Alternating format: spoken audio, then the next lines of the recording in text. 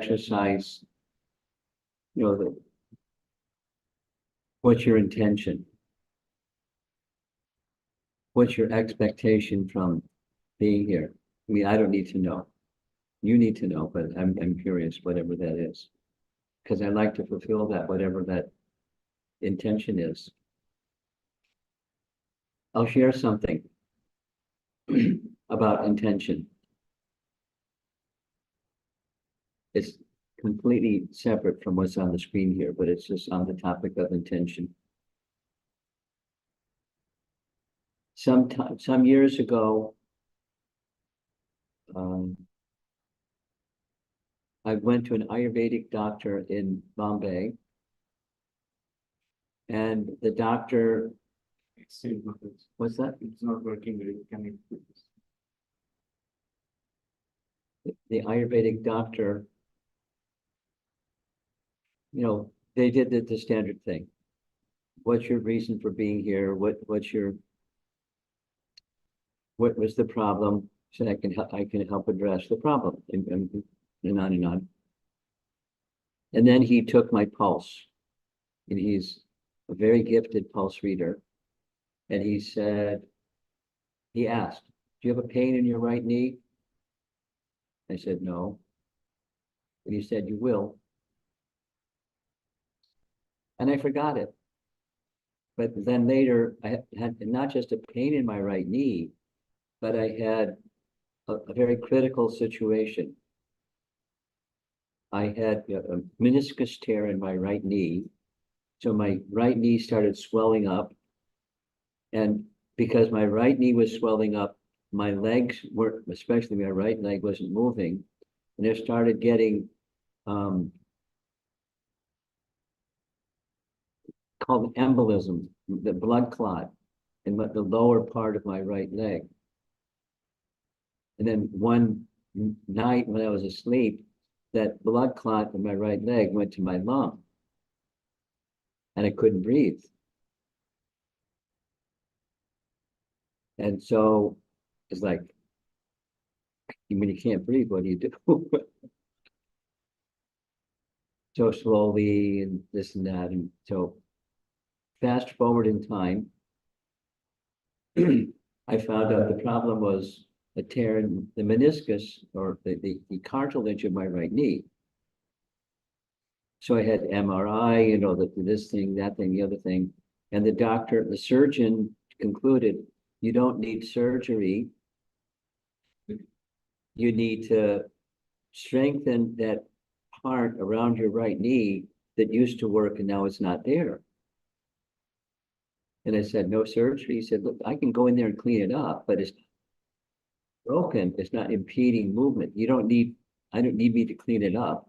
What you need is physical therapy to build a structure around the right knee so it can do what it was doing before.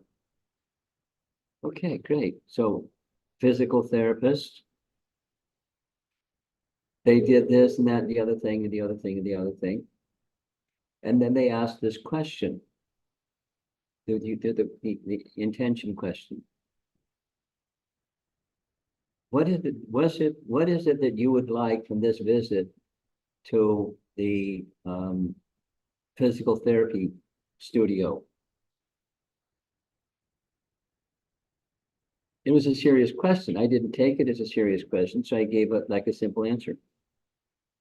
I want to be able to walk up and down stairs like a regular person, not like an old man. Because I wasn't able to do that. I said, okay, check the box. What else? And then I gave them another what else. And then I understood that it was serious. The question was a serious question. The intention behind physical therapy, the intention behind life, behind being here or anything that you do. Your intention behind it is important. The Sanskrit phrase is sankalpa.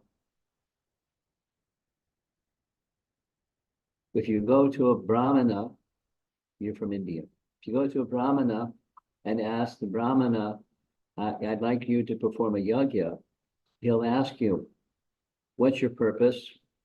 What's your sankalpa? because different mantras and different yagas for different purposes. And they know the mantras, they know the yantras and the procedures.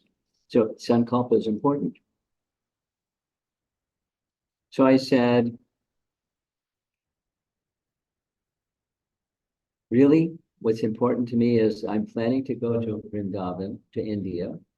And she's, oh, I have friends going to Vrindavan. Where are you going?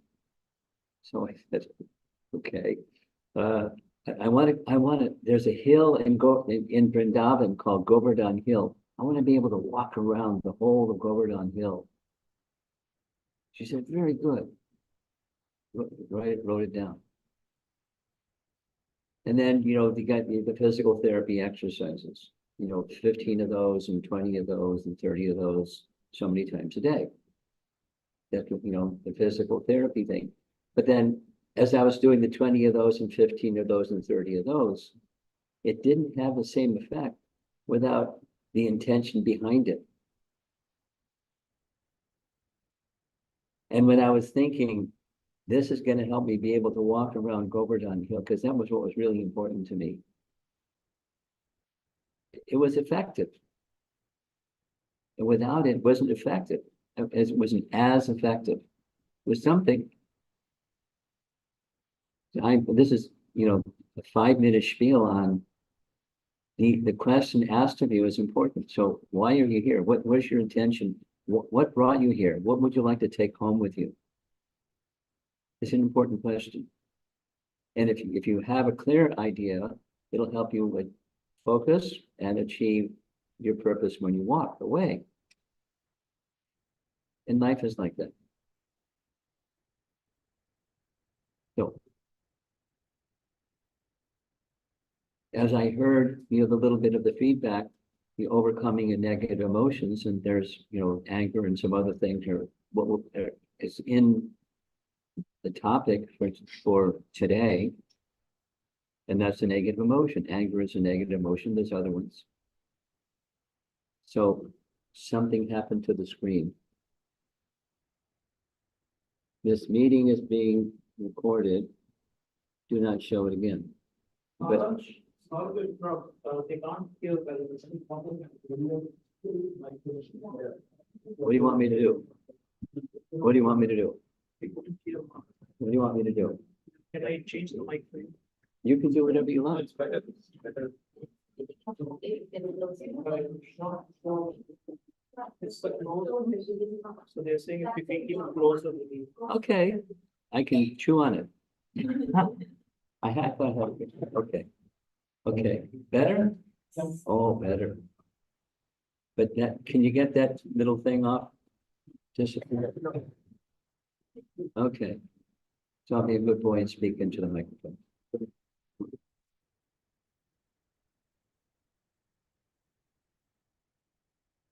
There. Okay, now we're moving on to the next slide. It changes slowly. As you see, this is a 4-part presentation. We're not going to be doing all 4. We're going to be doing number 1, that is understanding negative emotions. And then facing life's challenges. So this is a photograph of a fellow that he had an idea. He checked the weather forecast. He was going to go for a walk on the boardwalk on a nice sunny day, because that was the forecast. But sure enough, when he got there, it wasn't what he was expecting. It was a rainy day. All of a sudden, cloud cover, and fortunately, he found a fellow that sold umbrellas, and he's walking. He wanted to go for a walk, so he's walking on a boardwalk, and the heavy downpour of rain. And life is like that. You have an intention, some plan, and it's going to be such and such. And the day starts, or the passage of time, it turns out to be with challenges. And so here's some challenges that we meet: financial, relational, occupational, physical, social, cultural. I wasn't expecting, meniscus tear in my right knee. But the Ayurvedic doctor told me it's going to happen, and then it happened, and then it was like Boom. And then you have to have this, plan B. And sometimes when those challenges confront you, they look pretty awesome, like they're going to whoop you. And that leads to negative emotions. And when that happens, sometimes we feel disempowered by the negative emotion. It's not necessarily the circumstance, but the negative emotion itself makes us feel like in jail. We're the prisoner of that negative emotion, and it's controlling us, restricting us, the negative emotion, not the circumstance. Here's a nice lady. She works in this field. Depression is a prison where you are both the suffering prisoner and the cruel jailer.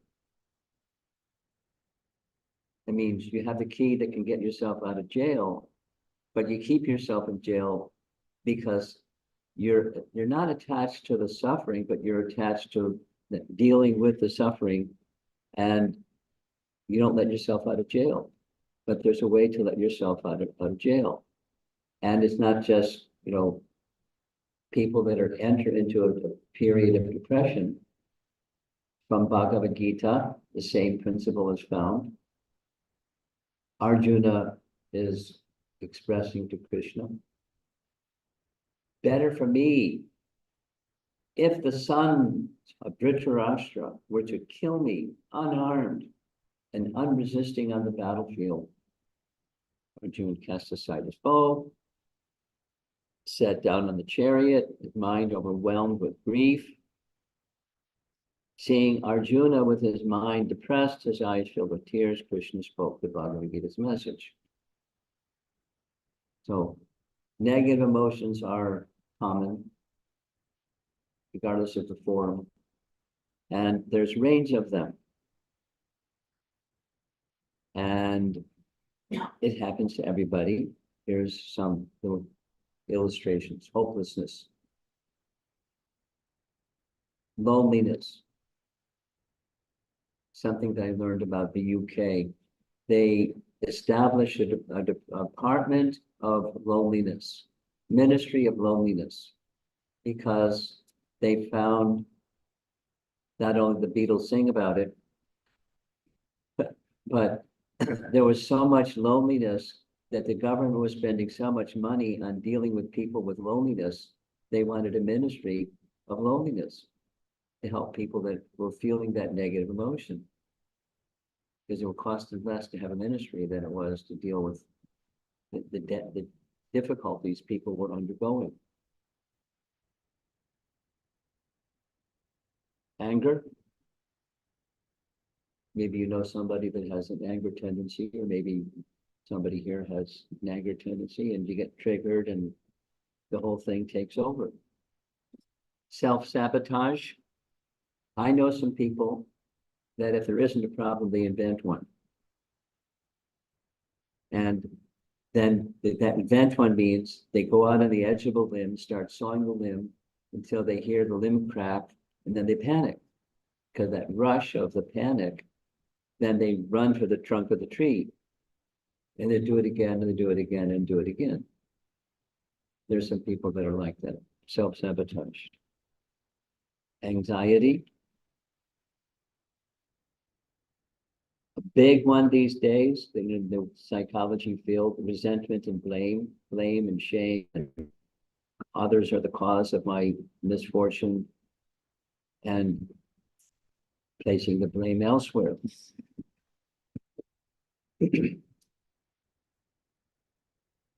Meditation raises consciousness. This is a chart. Dr. David Hawkins is the one who created this chart. And it's a lower consciousness at the bottom, or darker colors, and then going up and up and up. And they have ways of measuring without all the details. But in higher consciousness, there's certain frequency of vibration in the brain.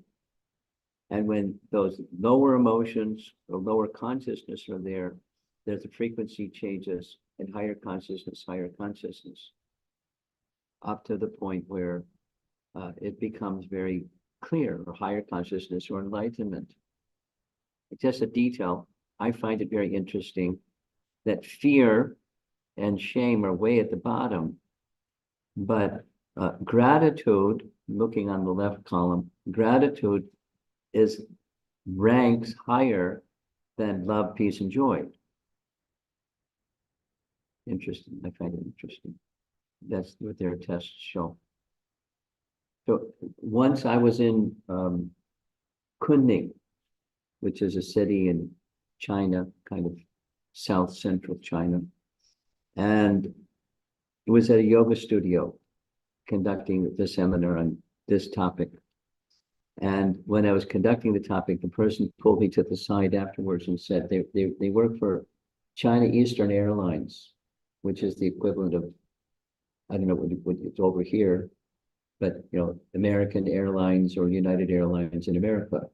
China Eastern Airlines is just that caliber, well known. So they were an administrator in China Eastern Airlines, and they leaned over and told me at the end of the day yesterday, one of the employees in the executive department jumped from the 7th-story floor and splattered on the sidewalk out of depression. They gave up their life and ended their life that way. Immediately, the administrators decided, they made a policy that everybody that has an office in this building must take a meditation course, because it was known meditation reduces that kind of stress. What the chart shows, you know, the lower emotions and the higher emotions from higher consciousness. And meditation helps lift the lower emotions and allows one to experience the higher emotions or higher consciousness. The heading is scale of consciousness. So we all have experience of a mode of goodness experience, like the happiness one feels when you go out of your way to do something that's an act of kindness for other people.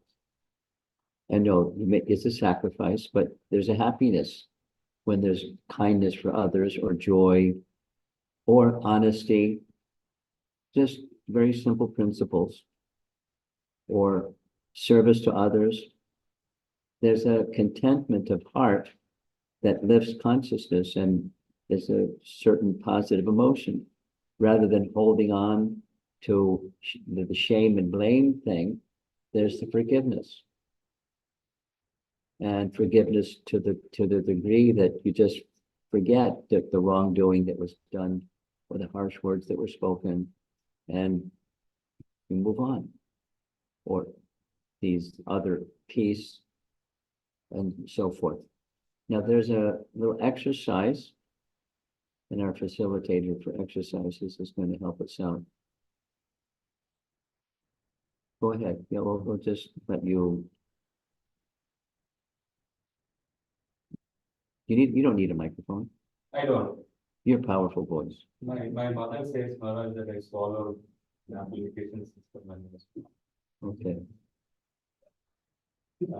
so this continues on from the intention mini workshop that we did.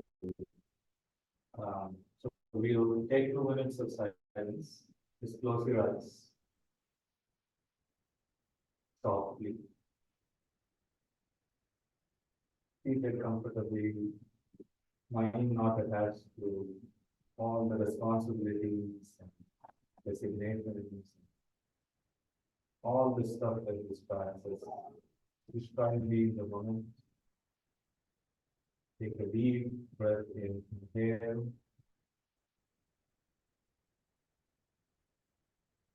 Exhale. Exhale. Deep breath. Exhale.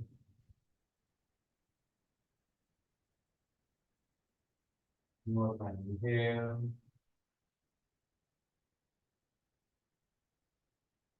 Exhale. You're going to refine and dig deeper into your intention. What repeated negative emotions do you experience? Anger, anxiety, depression. None of us are immune to these, default day-to-day operation. Matter of opening the heart to ourselves, accepting that we from time to time or even more than we become experience is negative. On the other side, what positive emotions or positive experiences do you wish to access? We saw some very nice examples, very nice visuals, kindness, forgiveness, joy, gratitude.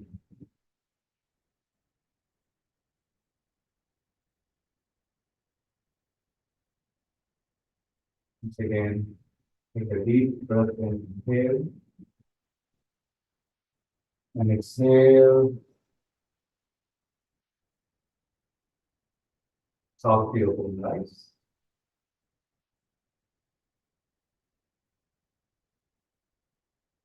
Turn towards the immediate next person. For example, Vinu and Diana. Similarly, your mom. Turn towards each other. If you're alone, you can turn back.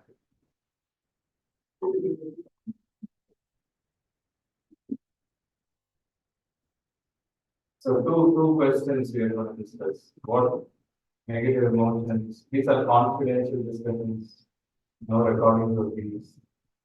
What happens in settlement, even for states of settlement, even for. So two questions we discuss. What are the repeated negative emotions you experience? On the other side, what are the positive emotions? What are the positive experiences you wish to access? 3-4 minutes.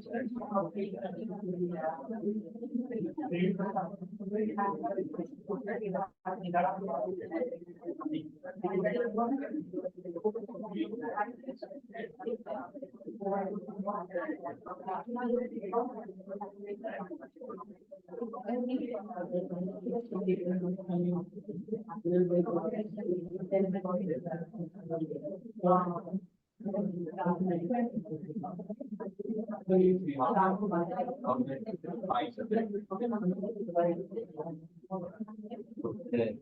Hey, hello. Prakash calling Houston again. You guys get that reference, right? Okay. So I hope that helps refine your intention. I'll hand it back to Mark.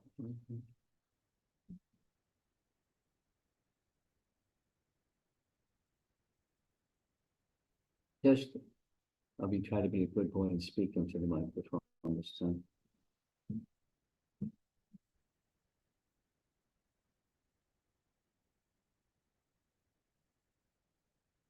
It's been established, hopefully, that negative emotion is part of the territory that we're accustomed to. And one of us, any one of us is not exempt from it. So the natural question is, what's on the screen here? Where does it all come from? You know, Bhagavad Gita tells us some things about where it comes from, but in our modern concept, introspection or self-exploration, there's a very simple way to say where negative emotions come from using a computer. So there's a fellow sitting at a desk in a computer, and in the operation of the computer, there's the hardware, there's the software, and there's the user. So the spiritual part, the user, drives the software and the hardware. Or without the user, the software and the hardware is just going to sit there and be not operating. In our modern world, gosh, who knows what this place, Abu Dhabi, looked like some years ago, but probably didn't look like it looks like today. In future, who knows what it's going to look like compared to today. So in our modern way of living, we have lots of amenities. Lots and lots and lots of amenities. The hardware improvements plus. And then we have more comforts and more conveniences than ever before. At the same time, modern life has led to a lot of negative emotions with all of the hardware stuff. Here's a few charts. This is a USA chart showing from 1968 to at least 2010, the reported mental disorders. You know, this is CDC, the people that dealt with the pandemic when it was going on, or issued instructions and so forth and so on. But they're authoritative group of people, and you know the chart is very clear. This is per 10,000 people, how many per 10,000 people had clinical mental disorders. And it probably the chart keeps going up and up and up. And, you know, like coronavirus was a virus, so is there such a thing as a virus of mental disorder or anxiety disorders. So here's some statistics. This is USA statistics. Anxiety disorders, these are the, acknowledged ones, clinical ones. Most common mental illness in the US. 40 million adults, ages 18 and older, or almost 20% of the population every year has an anxiety disorder, clinical anxiety disorder. 20%. That's a big number. 300 million people around the world, this is a world statistic, World Health Organization, have depression. In China, they don't like to advertise they have problems, but they have some problems. Employees at 50 of China's top companies in 30 cities, 78% agitation, 60% anxiety, 38% haunting depression. That's a big number. 38%. Very productive country, very, very capable company. So it's a virus, according to the people that study this field. So the question was, where do these arise from? And this is pursuing that question. 16 million adults in the US, 6.7% of all adults have experienced major depressive episodes in 1 year. That's a big number. 15% of the adult population will experience depression at some point in their lifetime. That's a big number. 3.2 million adolescents in the US, at least one major depressive episode. 13% of that youth population, girls a little bit higher than boys. Total economic burden, $210 billion per year. Like, in England, Ministry of Loneliness. That's just one of the list of emotions, because it costs the government so much money. So it's a business, it's an industry. So again, how does all of this negative emotion get triggered? In common with the people that study it, they're largely it's situations external to us, and then impression from past experience. We'll go give some examples. Past experiences. The Sanskrit phrase is anta karana, the cause that's within. For example, this is meant to illustrate somebody, it's a hot summer day, at the end of the day, they're standing in front of a lake and they just cool off, but somehow something inside, there's some fear or some negative emotion about what's about to happen. And it could be, if there's some negative emotion about something that could happen, is it happened somewhere back there. They nearly drowned or some incident in their past, this life or previous life, where there was a very fearful, nearly fatal, or maybe even fatal incident dealing with bodies of water. And it's not, it's just the past experience triggers the present emotion. It's not that you're standing, it's a very inviting scene at the end of a hot day. I had an experience like this. Once upon a time, I was a little boy. And I was a little boy, it was the younger child with a family of 5, and my older brother was the oldest amongst the 5, and then 3 sisters, and then me. I was number 5. I was a little one. And my brother said, from the day 1 that I came home from the hospital, we shared the same room. Boys will be boys. After I got old enough to do stuff, sometimes boys would wrestle. And guess who won? My older brother always won. And that the sign when the wrestling was over, I didn't remember this until much later. He put a pillow over my head. That was the sign that, you're defeated. And then we went about our business because I lost. And I had forgotten it completely, somewhere back there. And then, and we're in high school, I grew up. And in high school, we went to a fort, something or other, as a senior class adventure. Forts in America that were overseeing some logistical point, and there was some river, and so forth and so on. So we saw the fort. And one of the things in the fort was a little prison. So being, curious kids, we wanted to see how many of us could fit inside that little prison. Little space. So I was one of the first adventuresome ones to get inside, and they got way in the back, and all of a sudden, claustrophobia. Claustrophobia means you're enclosed and you got to get out. And I didn't know what was going on, except I got to get out. I didn't, beat anybody, but I pushed my way out. And it was like driven. My parasympathetic nervous system kicked in, and I had to get out.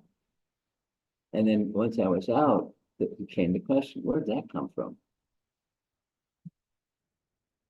And then the memory, my brother putting pillows over my head when I was little and we would wrestle like boys would do. He didn't mean well, he didn't mean badly. But that impression was there. And so negative emotion can arise from past impressions where there's something that resembles what's happening presently, and it just triggers an emotion that's stored inside. Anta means within, antakarana. And many things. Life is an experiment. We don't know what's next. Here I am in Abu Dhabi, and we know what's next. In the course of the day, we have some idea, but as we showed at the beginning, there's events that happen that are unexpected in life. And that may trigger some negative emotion due to something of the past. Then there's this other explanation that comes from people that study this professionally. And the other anta karana, that's the mind. They describe it this way. This is yoga, by the way. This what I'm about to say. It's a principle of yoga where when one learns to become detached from emotions by seeing you're the observer of the emotion, you're not the emotion. Just like on a TV screen, you see some images on the screen. It used to be called the silver screen. Movies, the silver screen. And so there's a movie, supposing it's a violence movie, supposing it's a love movie, supposing it's a happiness movie. And the idea of the filmmaker is to have you experience something just by seeing images on the screen. But the detached person understands you're the viewer, there's the images on the screen, and there's the emotion connected with the images on the screen, but you're not the image on the screen, and you're not the emotion connected to the image on the screen. You're the observer. And that inner TV, that's how we experience life. The Sankhya philosophy, those of you that like philosophy or like Bhagavad Gita, chapter 2 of Bhagavad Gita, chapter 13 of Bhagavad Gita are all about Sankhya. And Sankhya means there's matter and there's spirit, and there's the controller of both matter and spirit. And if you identify yourself with matter, then you get caught up in the movie of the movements of matter. The configuration of matter at this moment make me feel happy. And then the kaleidoscope moves, and now it's unhappy. Oh, just a little turn of time, and the happiness becomes unhappiness. Get easier to give examples. We're sitting here, and somebody comes in with a gun. He waves the gun around and shoots some bullets into the air and so, well, who knows? And then, so time moves matter, and we experience matter and the movements of matter, and we identify with it. Instead, one can be the observer of the movie without identifying with the emotions connected with what's on the screen, what's in the mind. In addition, what's the image on the screen is not necessarily reality. Certainly not in a movie, but our impression of what we see and experience is not necessarily a one-to-one correlation between reality and what we're experiencing. It can be filtered through our past experiences.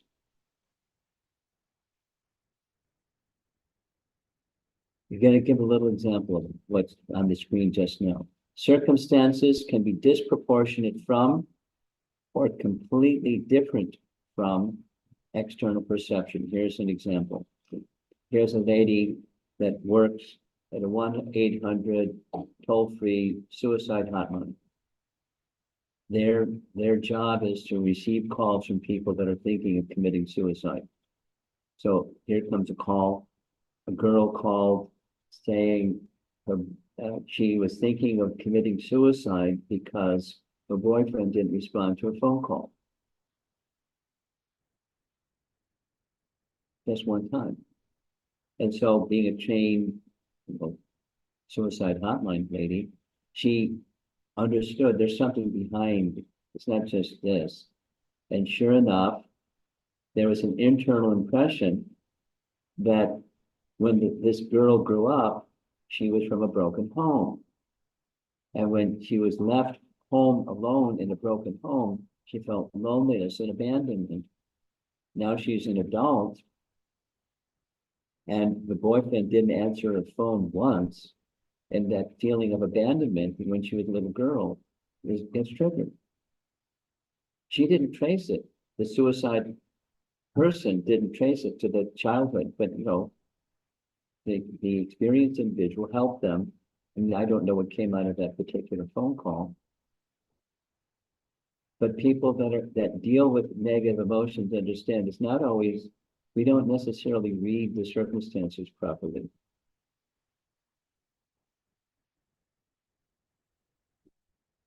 Have you ever had, or go back, have you ever had the experience? Most likely the answer is yes.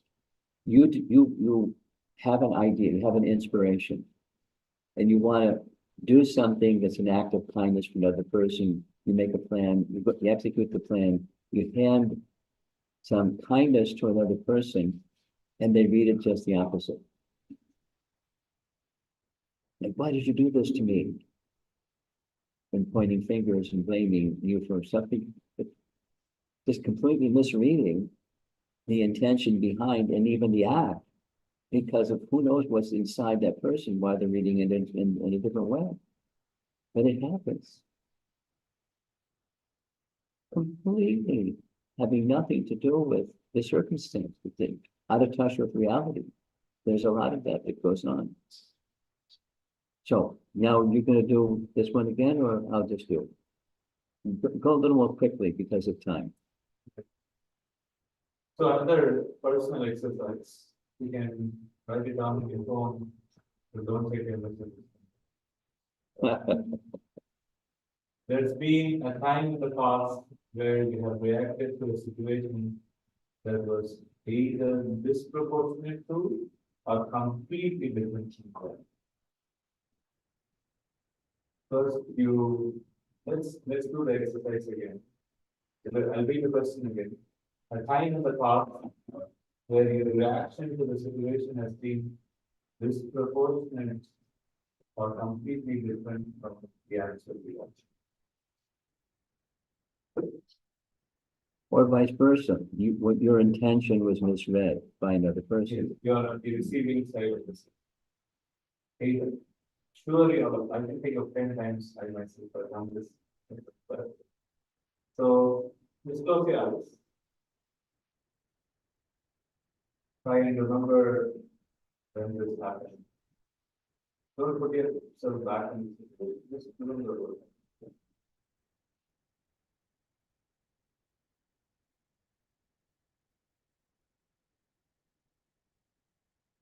Take your phones out. Try it. 1 minute. Okay, then you can write it in a notebook. If anyone has a pen and wants a notebook, I have several notebooks in my.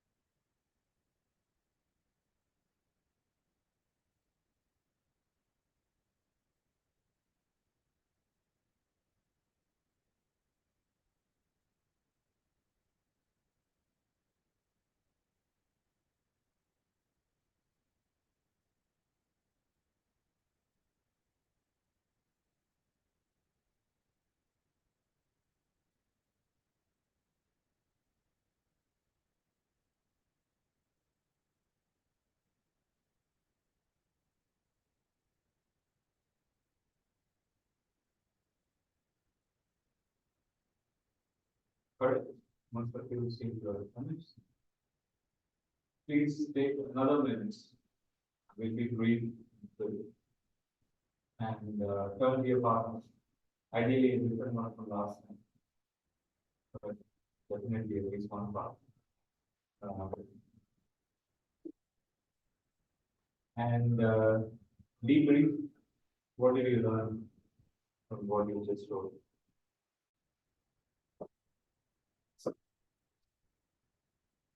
It's okay. We have limited time, so.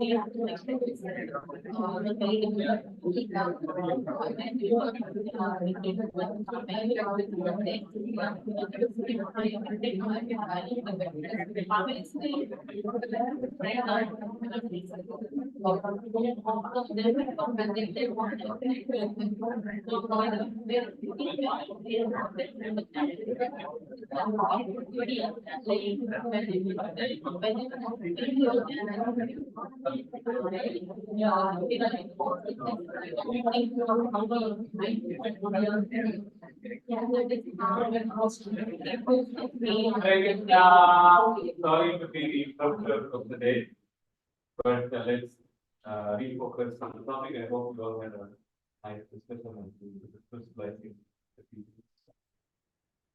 Yeah, we have to finish. So I'm gonna go a little more quickly. I hope that's okay. Avalanche.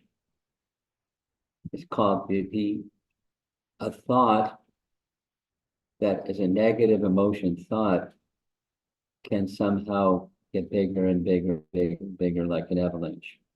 The snowball effect is called. And I learned something from visiting in Alaska. There's mountain ranges like this. And people like to go to Alaska to do mountain climbing. And it's nice.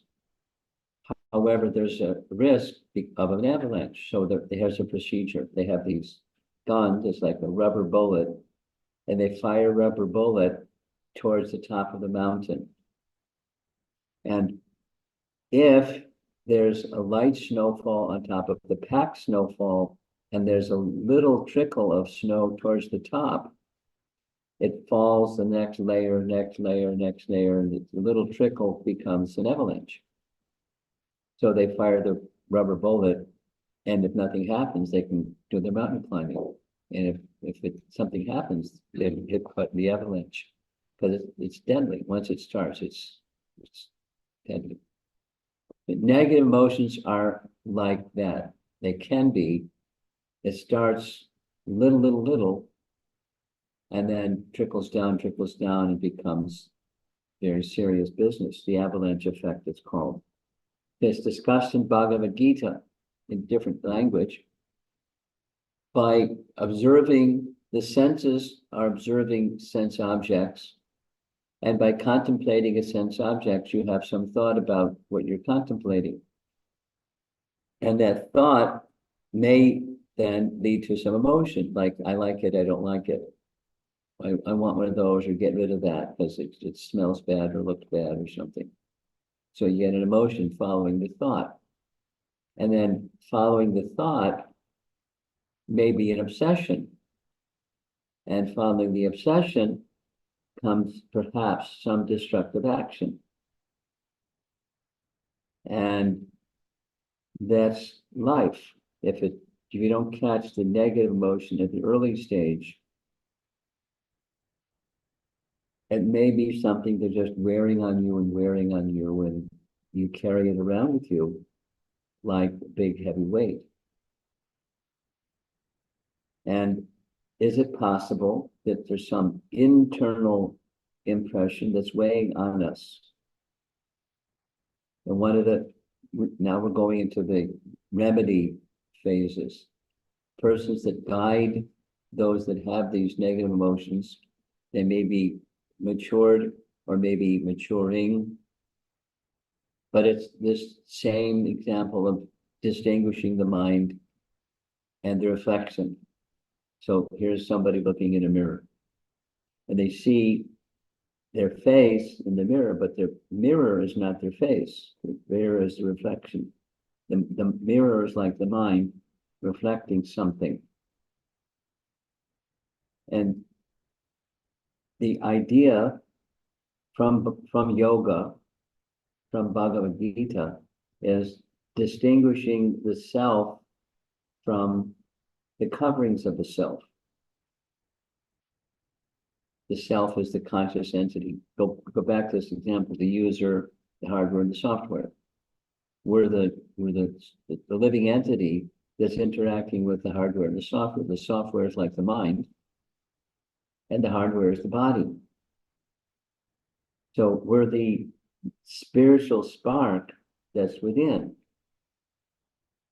And if one experiences, if this is something to do with the earlier stages, supposing you're experiencing this negative emotion or negative thought, then there's a way to redirect it. Here's an example. I learned this from being a kid. Sometimes in the kitchen there was a spill, like the washing machine was spilling water all over the floor. So what to do? You get a mop and mop it up. One very simple thing is, if the water is starting to moving in a direction you don't like, make a little line, and the water starts to flow in the direction where you make the little line. So supposing I'm having this, whatever it is, because I heard someone say you have an anger issue. Supposing this emotion arises, this anger emotion, and you can try to suppress it, but that doesn't work, because it's just putting a lid on it and it'll explode again soon. So take that emotion and the thought and redirect it towards something. Here's an example in Bhagavad Gita. There's the verse, the senses are so strong and impetuous, O Arjuna, that they forcibly carry away the mind even of a man of discrimination who is endeavoring to control them. So sometimes the senses win. then this is where meditation comes in. There's necessity not just of controlling the mind, but purifying the mind. So this is a chart. It's actually it's a graphic. A teenager made this for me because I wanted them to depict in a graphic way. There's 3 doors, and the 3 doors are going to open if it works. And then you walk through those 3 doors, and then there's another set of doors, and then there's another set of doors. And on the other far end of the other set of doors is a very nice scene. It's the spiritual world. So there's the body and the mind and the seat of consciousness. Let's see if it didn't work. Let's try this. Here we go. There's the physical body. You go through that set of doors. The mind. You go through that set of doors. The heart. And you go through that set of doors. And there's this very nice place, the spiritual world. And we're situated in the spiritual world. This is the process of meditation. You have to, eventually you have to connect with your heart. It's not just a physical mind and body event. Connect with the seat of consciousness, the heart. And then where the seat of consciousness is, that's the soul within. Meditation and the yoga system is meant to take one to that place, slowly, slowly. I mean, the organizer here sent me photographs of the yoga practices at the beginning. That's the physical body part. And to realign and get that all that stuff in order. Then meditation, the mind and the heart. When you become a little experienced in the art of meditation, you become situated in that seat of consciousness, who you really are. And then what goes on around you, the body and the mind coverings, they are what they are, and sometimes they're this, and sometimes they're that, and then wait a while, and there changes. But the seat of consciousness is unchanging. And by doing meditation effectively, you can become situated more and more and more in that natural state. It's like this little thing that he's had you do several times. 3 deep breaths, inhale, exhale. It's just, that's the physical. That affects the mind. And when the mind becomes quiet and peaceful, then you can be introspective and see the seat of consciousness, or get in touch with the seat of consciousness more than the busy thing that we're accustomed to. But the goal is not just to slow down. The goal is to know who you are and be situated there. We have a deeper existence. This is Bhagavad Gita's message. Here's a text from the Bhagavad Gita. The soul's designation, the mind. The soul's designation, the mind, is the cause of all tribulations in the material world. As long as this fact is unknown to the conditioned living entity, he has to accept the miserable conditions of the material body and wander within this universe in different positions, because the mind is affected by disease, lamentation, illusion, attachment, greed, and enmity. It creates bondage and a false sense of intimacy within this material world. So the goal is not to become callous. The goal is to understand what's what.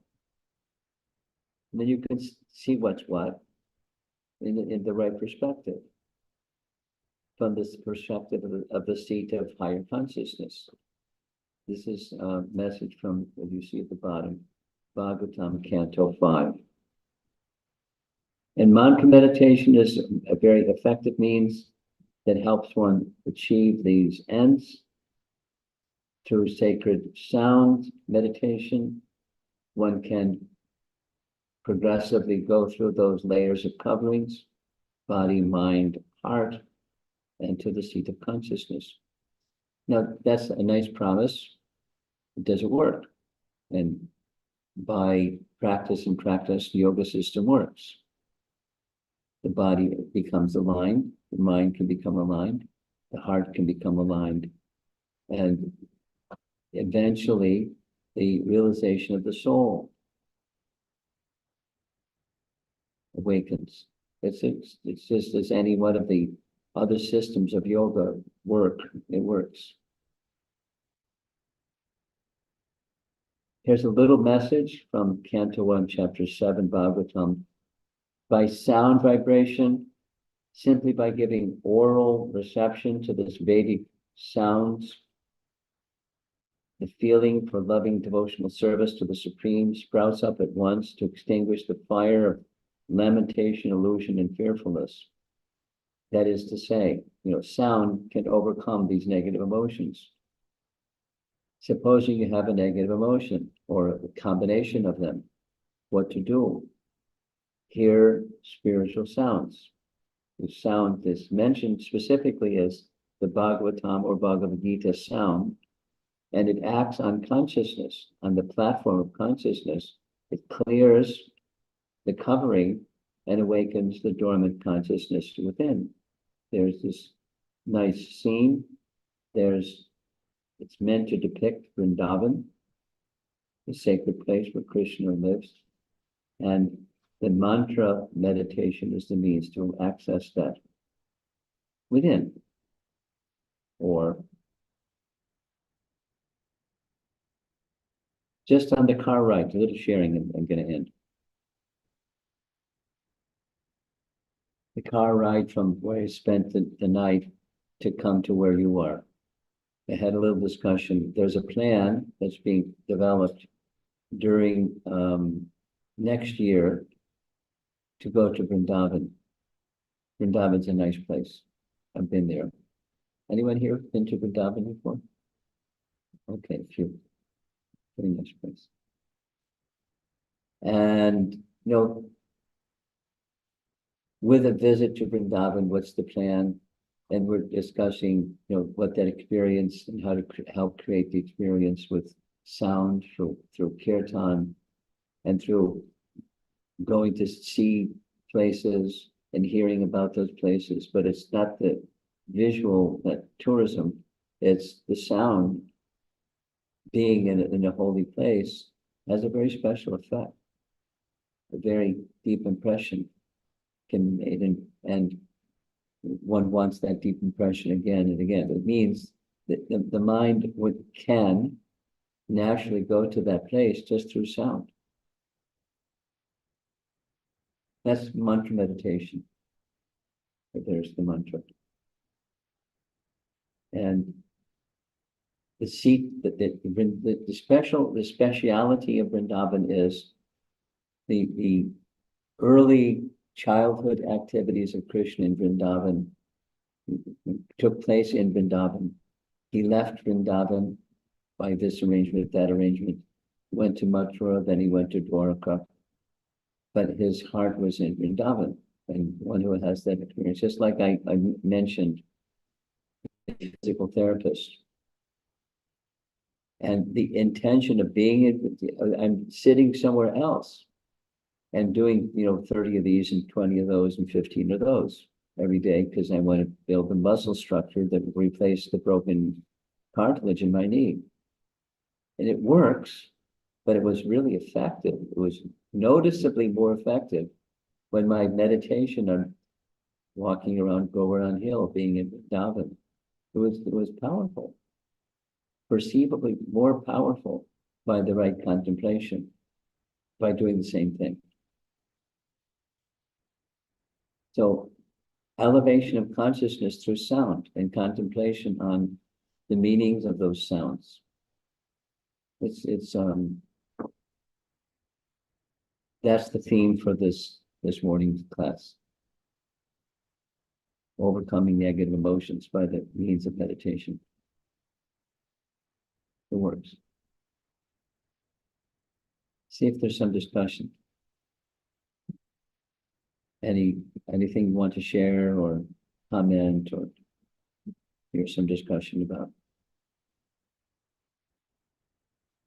How are we doing for time?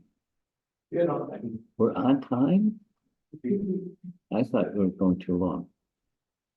the classes still developing are very so Okay, it's 12:17. relatively on. Okay. Any comments or questions? Anyone?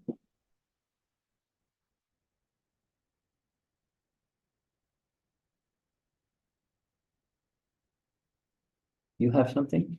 Yes. So, I've heard a couple of times where, people say you meet others at the same level you meet yourself. But I have often realized that I meet others at a better level than what I've met myself at. Okay. So, I probably am more sympathetic, You're probably more I'm more empathetic towards others, good. more loving towards others than I am to myself. Oh, So the phrase of you meet others at the same level you meet yourself is not completely true. Or is it true? it's true. But one can be imbalanced. That's also true. And to make it, more balanced, the more you can be kind to yourself, the more you can be kind to others. That's true. That's also true. But being kind to yourself does not come as naturally as it does. But that's conditioning. And it has something to do with the very topic, the negative emotion topic.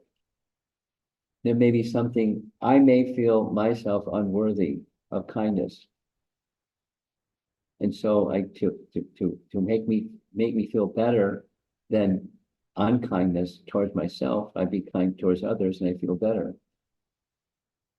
But there's a flaw in that whole process.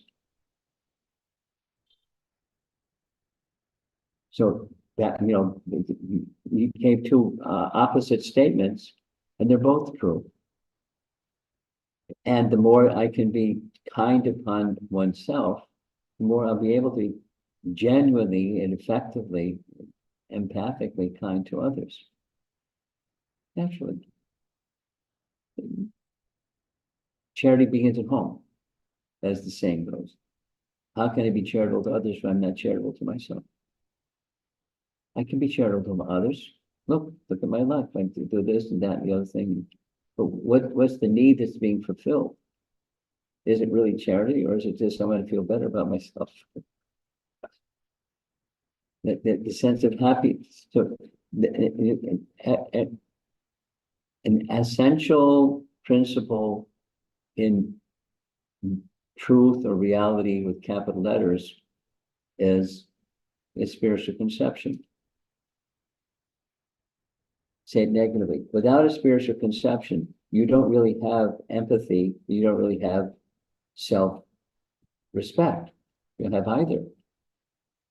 You have something that looks like it's the image reflection of, but it's not the real thing. So say it positively. The real thing is,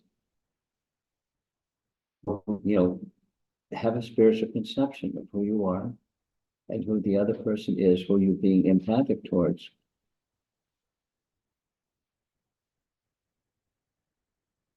And that's fulfilling. Go negative. Without that spiritual conception, nice try, but there's not a sense of fulfillment and not a sense of completeness. There's always something missing. And we try to fill that hole, if that's something that's missing hole. And go the other direction again. If I actually know who I am, and with that, I have an understanding of who the other person is, there can be very meaningful exchanges. You go the other way. Without it, there's something missing. It's not fulfilling. There's something wanting still.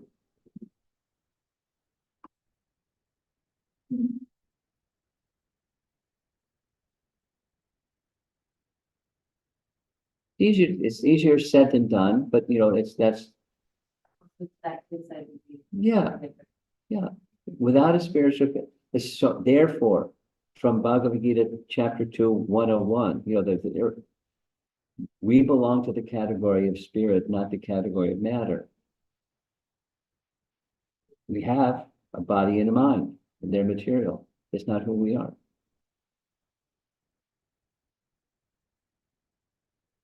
The spiritual conception is, who are you? And then you function with the spiritual conception, then the whole package gets spiritualized. The body and the mind get spiritualized by knowing who you are. And then you're having a spiritual experience.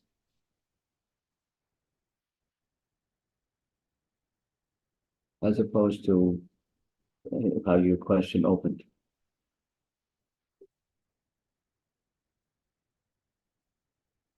Okay, that's a nice idea. How do you get there? To spiritual conception. It's from hearing. It's dormant. It's within each one of us, but it's asleep. It has to be woken by sound.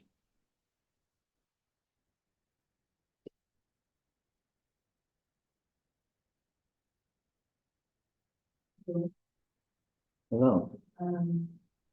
So we talk about past experience, right? Where, we can get triggered. Yes. From past experience. There's a bit of fear there.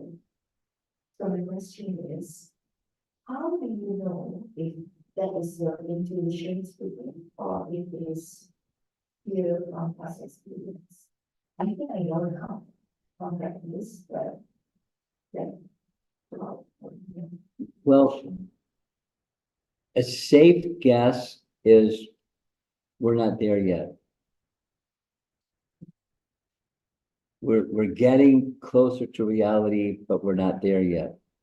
And then the reality from the previous response is the spiritual perspective of who I am and the situation that I find myself in. And that's elevated consciousness place. So I'm not there yet, but I'm getting there. So how do I know that I'm there? That's your question.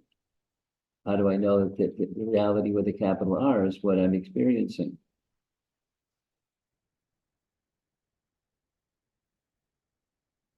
There are symptoms mentioned in Bhagavad Gita.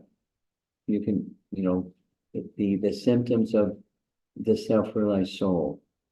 And they see like this, and they experience like this, and they feel like this. And so there's symptoms, characteristics. So to the degree that we align with those characteristics, we're there. And to the degree that we're not, we still have some distance to go. And then what's the method to get there when there's this distance to go? That's the yoga system. And the different stages of yoga, but mantra meditation is at the essence of sound. So along with everything else that any one of us, you're doing or any one of us is doing, insert some mantra meditation, please. And it's effective.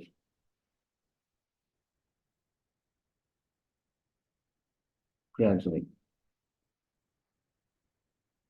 Sometimes quickly, but generally gradually. Gradually because we're attached. We're attached to the temporary. And so we get stuck a little bit, just due to that affinity for the temporary and being the enjoyer, the temporary, conditioned.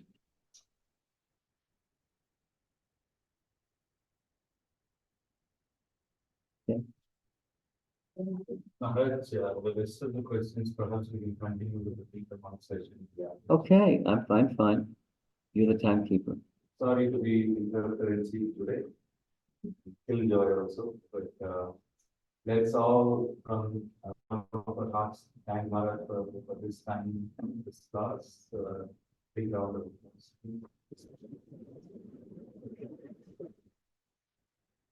So to crystallize this further, we'll do some meditation together. All of you on the ground, if physically that's okay with you. If not, you can sit in the chair.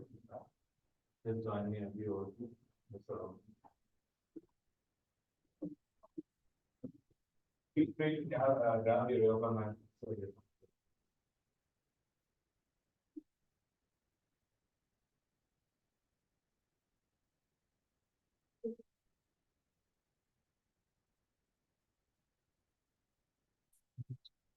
heart is ready. We will come. Yeah.